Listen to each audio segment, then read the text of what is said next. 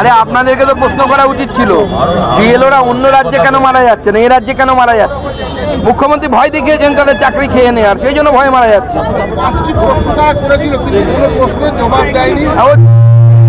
ওই প্রশ্নের জবাব ইলেকশন কমিশন কেন দেবে? আমি দিয়ে দিচ্ছি। ভুলভাল প্রশ্ন করেছে, প্রশ্ন করে প্রথম প্রশ্নটাই তো একদম ডাহা ভুল, মিথ্যে, মানে এমন ভুল যেটা সাংসদ কিভাবে আছে এদের তো যোগ্যতার উপর প্রশ্নচিহ্ন লেগে গেল। বলছে যে এসআইআর কি হচ্ছে, বাংলাদেশের নাগরিক বা ভারতের নাগরিক নয় তাদেরকে চিহ্নিত করার জন্য না ভোটার চিহ্নিত করার জন্য? এত মূর্খ এরা যে পিপলস রিপ্রেজেন্টেটিভ অ্যাক্ট পড়েনি। ওখানে তো একজন আইনজীবী ছিলেন, তিনি হাউ হাউ করে চেয়েছেন। নতুন কি এটা আবার? বালি নিয়ে গন্ডগোল, বালির টাকা কে পাবে? সকালে দুপুরে রাত্রে তিন বেলায় চলছে, ডাক্তার যেমন ডোজ লেগে সেইভাবে মারা যাচ্ছে, কি করবেন? দেখুন, এখন তৃণমূল কংগ্রেসের টাকা নিয়ে এমন ঝামেলা চলছে, আমি মায়েদেরকে অনুরোধ করব যে ছেলে মেয়েদেরকে যার যাই করান, প্রয়োজনে মুসলিম লীগ করান, তৃণমূল করাবেন না। সুকান্তদা, তৃণমূলের সালিশি সভায় বিবাদ মীমাংসা করতে গিয়ে খুন হতে হলো তৃণমূল কর্মীকে। একদিকে হাওড়া, সেখানে গুলি চলছে, একদিকে এখন প্রত্যেক এলাকায় তৃণমূল কংগ্রেসের নেতাদের প্রতি মানুষের এত আক্রোশ, যখন সুযোগ পাবে তৃণমূল কংগ্রেসের নেতাদেরকে মারবে, কারণ মানুষের উপর এদের অত্যাচার সীমা ছাড়িয়ে গেছে। মানুষ আর নিতে পারছে না, লিটারালি নিতে পারছে না। আমরা বলছি মানুষের হাতে যদি ছেড়ে দেওয়া যেত, পুলিশকে যদি সরিয়ে দেওয়া হয় না, আমি বলছি তো তৃণমূল কংগ্রেসের সাংসদ বিধায়ক কারো বাড়ি অক্ষত থাকবে না। এখন এটা পুরোটাই চলছে হচ্ছে অভিষেক বন্দ্যোপাধ্যায়ের নির্দেশে, এবং এর ডবল উদ্দেশ্য আছে। এক, মুসলিম বাংলাদেশি নাগরিকদেরকে বার্থ সার্টিফিকেট দিয়ে তাদেরকে ভারতবর্ষের নাগরিক করা, আর দ্বিতীয় হচ্ছে বন্দুকটা ফিরাদ হাকিমের ঘাড়ে রেখে ফাটানো হচ্ছে, ফিরাদ হাকিমকে আগামী দিনে ফাঁসানো। কারণ এটা কোর্টে চ্যালেঞ্জ হবেই এই বার্থ সার্টিফিকেট দেওয়াটা, এবং কোর্টে এই বার্থ সার্টিফিকেট দেওয়া নিয়ে মামলা হবে, এবং সেই মামলায় কিন্তু বড় এনকোয়ারি হবে। সেই এনকোয়ারি যদি হয় কোর্টের রায়, তাহলে কিন্তু ফিরাদ হাকিম টাটা বাই বাই। সুকান্তদা বললেন বুলডোজার চলবে তাদের উদ্দেশ্যে, এবং কিভাবে এই যারা মেয়েদেরকে ধর্ষণ করবে, মেয়েদের শ্লীলতাহানি করার চেষ্টা করবে, আমাদের মা বোনেদের ইজ্জতে হাত দেবে, তাদের বাড়িতে বুলডোজার চলবে। এটা বিজেপির নীতি। তাদের বিরুদ্ধেও পুলিশের ব্যবস্থা হবে। কোনো তোলাবাজি বাংলায় আমরা করতে দেবো না, কারণ তোলাবাজি হলে সেখানে শিল্প সম্ভব নয়। শিল্প সম্ভব না, তোলাবাজির জন্যই পশ্চিমবঙ্গে মৃত অবস্থায় পৌঁছে গেছে।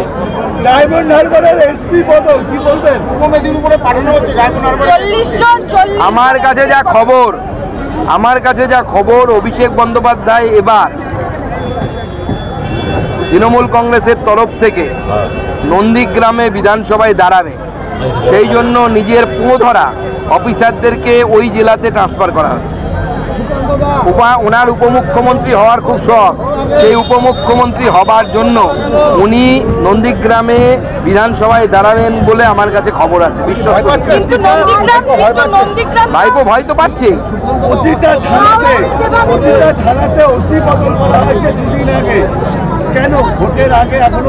ভোটের আগে কালেকশন করার জন্য ওসির পোস্ট তো প্রাইস পোস্টিং, আপনারা জানেন তো, এক একটার দাম ওঠে, দর ওঠে, নিলামে যেরকম দর ওঠে। বনগাঁর ওসি হলে দর বেশি, বর্ডার এলাকা আছে, মাল পারে পয়সা পাবে, সেরকম দর ওঠে। যেখানে দর বেশি সেখানে নতুন লোক নতুন পয়সা দেবে। এতদিন যে ওসি ছিল সে আগে পয়সা দিয়েছিল, সেটা আর এখন দেবে না। এখন নতুন দর উঠিয়ে এই ভোটে লড়ার জন্য ফান্ড তৈরি করছে তৃণমূল। ভাটপাড়াকে তো ভাটপাড়াকে তৃণমূল কংগ্রেস ভাটপাড়ায় পরিণত করেছে। প্রতিনিয়ত বোম ফাটছে। যে ভাটপাড়া একসময় ভট্টপাড়া ছিল, সেখানে একের পর এক টোল ছিল, বাংলার শিক্ষা সংস্কৃতির অন্যতম কেন্দ্র ছিল ভাটপাড়া। সেই ভাটপাড়াকে তৃণমূল কংগ্রেস এই জায়গায় এনে পৌঁছে দিয়েছে।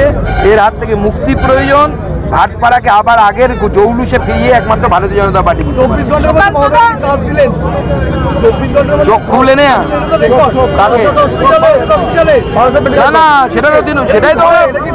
সেটাই তো ওনার পলিসি। ওনার পলিসি কি? আপনার বাড়িতে কেউ ধর্ষিত হলে তাকে একটা চাকরি, 5 লক্ষ বা 10 লক্ষ টাকা। আরজি করকে যেভাবে কিনতে গেছিলেন আরজি করের মা বাবাকে, মুখ্যমন্ত্রীর হাতে আর কাছে কি একটা হোমগার্ডের চাকরি, না হয় সিভিক ভলেন্টিয়ারের চাকরি মুখ্যমন্ত্রী ভয়ে দিচ্ছেন। দেখুন, অভিষেক বন্দ্যোপাধ্যায় আমার কাছে যা খবর, শেষে যদি পরিবর্তন হয় আলাদা বিষয়, নন্দীগ্রামে দাঁড়াবেন, ভবানীপুরে মমতা বন্দ্যোপাধ্যায় দাঁড়াবেন, চিন্তা নেই। দুটোতেই 2-0 করার ব্যবস্থা ভারতীয় জনতা পার্টি। নন্দীগ্রামে আপনাদের তরফ থেকে অভিষেক বন্দ্যোপাধ্যায়কে বিট কে করছে তাহলে? দেখা যাক না, সময় আসুক, আমরা ঠিক দিয়ে দেবো। যে বিট করতে পারবে তাকেই দেবো।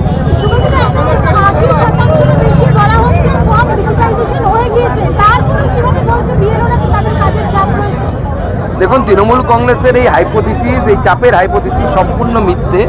তার কারণ আজকেই আমরা দেখেছি একজন আমাদের বিশেষভাবে সক্ষম বিএলও, অর্থাৎ যিনি দিব্যাঙ্গ, পায়ে হাঁটতে পারেন না, তিনি 14 দিনের মধ্যে সম্পূর্ণ এসআইআর কমপ্লিট করেছেন।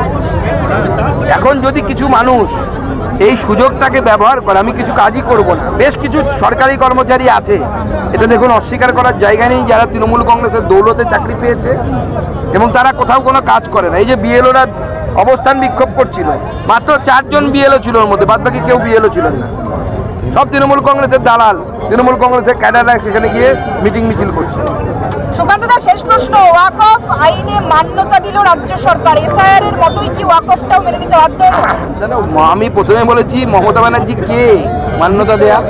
ভারতবর্ষের সংবিধান বলছে যে ভারতবর্ষের লোকসভা এবং রাজ্যসভা যে আইন পাস করবে সেটা গোটা ভারতবর্ষে বলবৎ হবে। আটকানোর ক্ষমতা মমতা বন্দ্যোপাধ্যায়ের নেই, মমতা বন্দ্যোপাধ্যায় ঠাকুরদার নেই, মমতা বন্দ্যোপাধ্যায় তো দূরের কথা। ধন্যবাদ। Thank you.